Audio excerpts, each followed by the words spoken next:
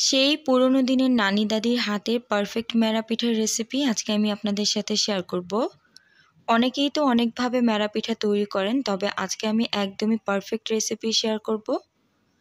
আসসালামু আলাইকুম everyone, এমএনএল cooking ব্লগে সবাইকে স্বাগতম জানাচ্ছি। আজকের রেসিপি দেখার পর আপনি বলবেন এই রেসিপিটাই আমি খুঁজছিলাম।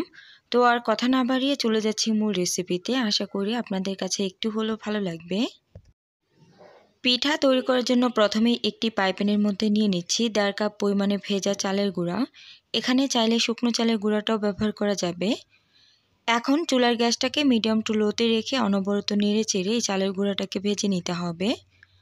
যখন চালের গুঁড়াটা আগের থেকে অনেকটা বেশি ঝরঝরা হয়ে যাবে আর কালারটা কিছুটা চেঞ্জ হয়ে যাবে, ঠিক ওই পর্যায়ে এটাকে চুলা থেকে নামিয়ে নিব।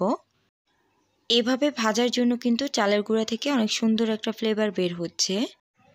এখন অন্য আরেকটি পাইপ্যানের মধ্যে প্রায় 2 কাপের মতো পানি নিয়েছি।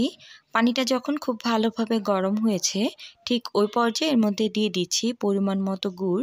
আমি এখানে খেজুরের গুড়টা ব্যবহার করছি, এতে করে পিঠার টেস্ট অনেক ভালো হবে। এখানে আপনারা চাইলে কিন্তু লিকুইড গুড়টাও ব্যবহার করতে পারেন। এরপর এর মধ্যে দিয়ে দিচ্ছি স্বাদমতো লবণ, দিয়ে দিচ্ছি পরিমাণ মতো নারকেল। নারকেলের পরিমাণ আপনারা চাইলে কিন্তু এখানে বাড়িয়ে ব্যবহার করতে পারেন, তবে নারকেলটা এখানে অবশ্যই ব্যবহার করতে হবে। এখন নেড়ে চেড়ে সবগুলো উপকরণ একটু মিক্স করে নিব। আর যখন গুড়টা খুব ভালোভাবে গলে যাবে, ঠিক ওই পর্যায়ে আগে থেকে ভেজে রাখা চালের গুঁড়া অ্যাড করতে হবে। চালের গুঁড়ো দেওয়ার পর এখানে কিন্তু নাড়া দেওয়া যাবে না, সাথে সাথে ঢাকনা দিয়ে প্রায় 5 মিনিটের মতো অপেক্ষা করব। 5 মিনিট পর ঢাকনা উঠিয়ে এই খামিটাকে একটু নেড়ে চেড়ে দিব। যখন এক্সট্রা পানিটা শুকিয়ে যাবে, ঠিক ওই পর্যায়ে এটাকে চুলা থেকে নামিয়ে একটা ঢাকনা দিয়ে ঢেকে রেখে দিব। আপনারা যদি এভাবে খামি তৈরি করেন তাহলে কিন্তু আপনাদের এই খামিটা একদম পারফেক্ট হবে। তো এটাকে ঢাকনা দিয়ে প্রায় 5 থেকে 10 মিনিটের মতো ঢেকে রেখে দিতে হবে। অর্থাৎ ঢাকনা দিয়ে ঢাকা অবস্থায় এটাকে কিছুটা ঠান্ডা করে নিতে হবে। খুব বেশি ঠান্ডা করা যাবে না, হালকা গরম থাকা অবস্থায় এটাকে হাতের সাহায্যে খুব ভালোভাবে মেখে নিতে হবে। হালকা গরম থাকা অবস্থায় এই খামিটাকে মেখে নেওয়ার জন্য কিন্তু খামিটা অনেক বেশি মসৃণ আর সফট হয়েছে। তো এখন পরিমাণ মতো খামি নিয়ে হাতের মধ্যে নিয়ে তারপর গোল করে নিচ্ছি। হাতের সাহায্যে কিন্তু খুব সুন্দর একটা ডিজাইন তৈরি করে নিচ্ছি।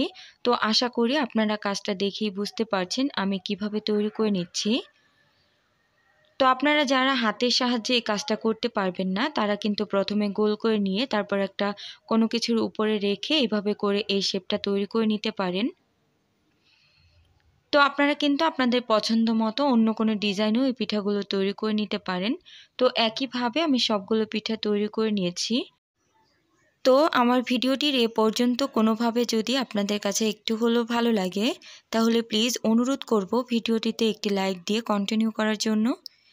এখন পিঠাগুলোকে ভাপিয়ে নিব। এর জন্য একটি পাতিলের মধ্যে পর্যাপ্ত পরিমাণে পানি নিয়ে পানিটাকে খুব ভালোভাবে গরম করে নিয়েছি। এরপর একটা স্ট্যান্ড নিয়ে স্ট্যান্ডের মধ্যে প্রায় 6 থেকে 7টার মতো পিঠা দিয়ে একটা ঢাকনা দিয়ে ঢেকে দিব। এখন অপেক্ষা করব প্রায় 6 থেকে 7 মিনিটের মতো। ফিরে আসলাম প্রায় 5 থেকে 6 মিনিট পর, আর এরই মাঝে কিন্তু এক ব্যাচ পিঠা হয়ে গিয়েছে। এখন পিঠাগুলোকে একটু চেক করে নিচ্ছি পিঠাগুলো আসলে ভেতর থেকে কুক হয়েছে কিনা।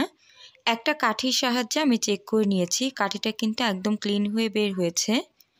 তো একইভাবে আমি সবগুলো পিঠা তৈরি করে নিয়েছি।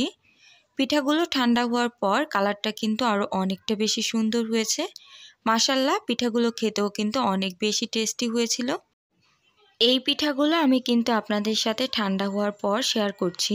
তো ঠান্ডা থাকা অবস্থায় কিন্তু পিঠাগুলো অনেক বেশি সফট, আর গরম থাকা অবস্থায় কিন্তু এই পিঠাগুলো আরও অনেক বেশি সফট ছিল। তো আমার রেসিপিটা আপনাদের কাছে কেমন লেগেছে অবশ্যই কিন্তু কমেন্ট করে জানাবেন। চাইলে আমার চ্যানেলটিকে সাবস্ক্রাইব করে পাশে থেকে যেতে পারেন। তো সবাইকে অসংখ্য ধন্যবাদ জানিয়ে পর্যায়ে বিদায় নিচ্ছি। আল্লাহ হাফিজ।